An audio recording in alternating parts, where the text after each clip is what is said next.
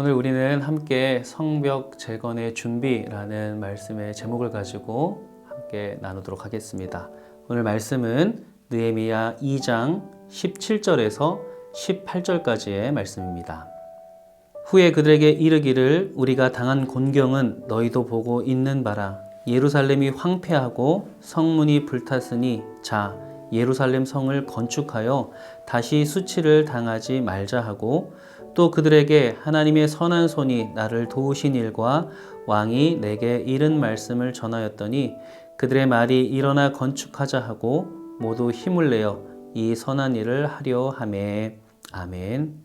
오늘 우리가 느헤미야 2장 말씀을 통해서 성벽 재건 그리고 그것을 행함에 있어서 그 준비의 시간들이 어떠했는지를 함께 말씀을 통해 나눠보도록 하겠습니다. 느헤미야가 유다에서 온 하나니를 통해서 유다의 실상 그리고 예루살렘의 실상에 대해서 이야기를 듣게 되어집니다. 말씀에서 따라보면 그들이 큰 환난과 능욕을 받았고 예루살렘 성은 허물어졌고 성문들은 불탔다라고 하는 소식을 듣게 되어지죠. 이 소식을 들은 느헤미야는 사실 자신의 지금의 상황은 풍족하였지만 하나님의 마음으로 아파하고 슬퍼하게 되어집니다. 그리하여 금식하며 기도하였다라고 말씀은 기록하고 있죠. 그리고 2장에서 이러한 느헤미야의 근심된 얼굴을 바라보고 아닥삭스다 왕은 도대체 무슨 문제가 있느냐라며 묻게 되어집니다.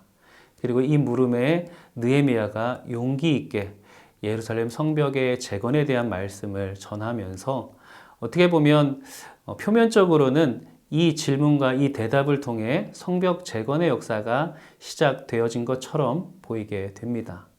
하지만 우리가 이 성경의 말씀을 조금 더 자세히 읽어보면 이 역사의 시작은 기도에서부터 시작되어졌다는 것을 우리가 보게 되어지죠.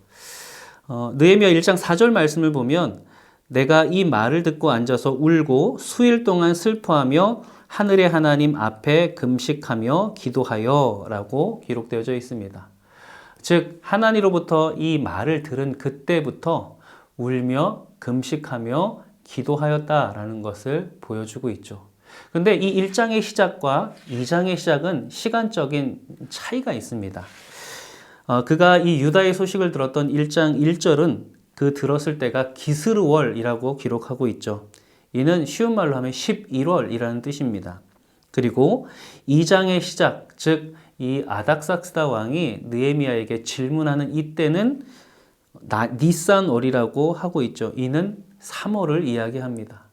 즉 11월부터 3월까지 4개월이라는 시간 동안 느헤미야의 기도가 있었다라는 것을 우리가 알게 되어지죠.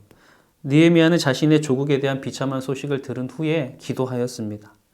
그리고 이 기도로 시작되어진 일들은 4개월이 지난 후에 비로소 구체적으로 그 사역이 드러나게 되어집니다.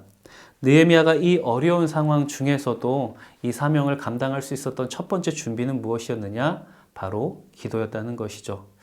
우리도 또한 이 성전 건축의 역사를 바라보며 이 기도의 역사로 이 시간들을 준비해야 할 것을 오늘 말씀을 통해서 바라보게 되어집니다. 무엇이 시작되어진 것 간에 기도로 준비되어진 것, 하나님의 뜻을 기다리고 소망하는 것, 그 안에서 가장 먼저 이 사역이 시작된다는 것입니다. 두 번째로는 이 당시의 상황입니다. 느헤미야가 4개월 기도하면서 생각하는 오직 한 가지의 것은 바로 성벽 재건에 대한 것이었습니다. 그런데 문제가 있었죠. 그 문제는 에스라 4장에서 찾아볼 수 있습니다. 에스라 4장을 보면 아닥삭스다 왕이 이미 예루살렘 성벽 재건을 중단하라는 조서를 내린 내용이 있습니다. 즉 그가 술관원장으로서 아무리 아닥사스다와 가까운 사이에 있다 할지라도 지금 무엇과 무엇의 충돌이 일어나는 거냐면 하나님의 뜻과 그때의 왕의 뜻이 정면으로 충돌하는 사안이었던 것이죠. 왕은 이미 그 성벽 재건을 중단하라라고 하는 조서를 내린 상태였습니다. 그런데 하나님의 마음, 하나님의 뜻을 읽은 그리고 기도하였던 느헤미야는 이 선택의 순간에 어떻게 하느냐? 말씀을 보면 그가 두려워했다라고 기록되어져 있지만 또 다른 한편으로는 그가 4절 말씀을 보면 그 짧은 순간에 하나님께 기도하고 하나님의 뜻대로 구하죠. 바로 왕에게 왕의 명령은 그러하였지만 성벽을 재건할 수 있게 하여 주시옵소서라고 부탁하는 장면이 나옵니다. 그런데 이 말을 들은 아닥삭스다 왕은 허락을 합니다. 단지 허락만 한 것이 아니라 조서를 써주고 또 그가 준비할 수 있는 여러 가지 준비의 상황들을 돕게 되어지죠. 그러기에 느헤미야도 오늘 8절 말씀을 보면 내 하나님의 선한 손이 나를 도왔다라고 말씀하고 있습니다. 우리가 성전 건축을 준비하는 사이에 가만히 보면 많은 선택의 기로들이 서게 되어집니다. 세상의 방식, 세상의 의견, 그리고 많은 사람들의 수군거림들이 있겠죠. 그런데 오늘 우리가 느헤미야의 모습을 보면서 한 가지 기억할 것은 무엇이냐? 우리가 이 성전의 것들을 준비하는 것은 결국은 주님 앞에 순종하는 준비가 먼저 있어야 함을 말씀해 주고 있다는 것입니다.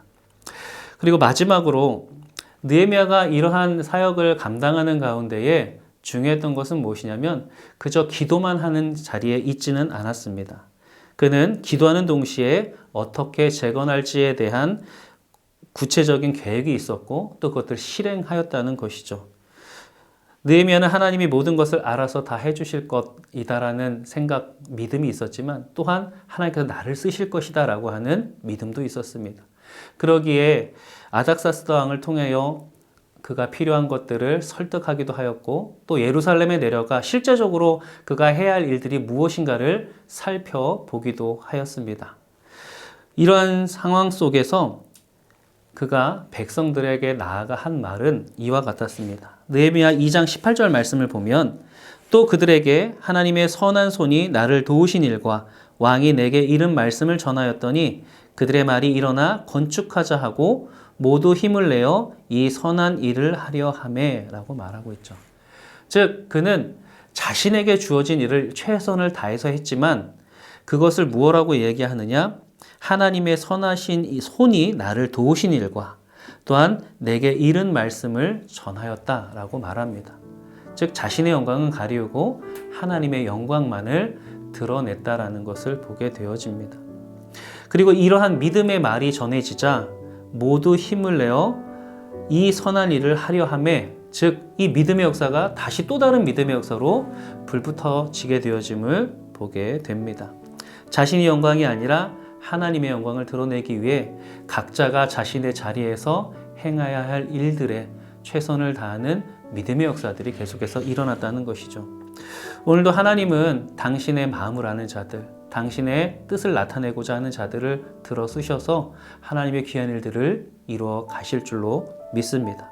그리고 그러한 부르심에 우리 은연교회가 부르심을 받았다는 것 또한 분명한 일입니다.